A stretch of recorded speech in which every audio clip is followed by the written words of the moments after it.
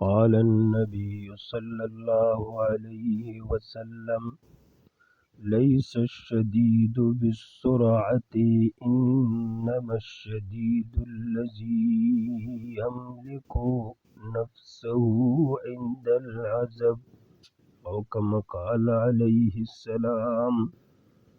جناب محمد رسول اللہ صلی اللہ علیہ وسلم فرماتے ہیں، پہلوان کون ہے؟ پہلوان وہ شخص نہیں جو کسی کو زمین پر بچھاڑ دے، بلکہ پہلوان وہ ہیں جو غصے کے وقت اپنے غصے پر کنٹرول کرے۔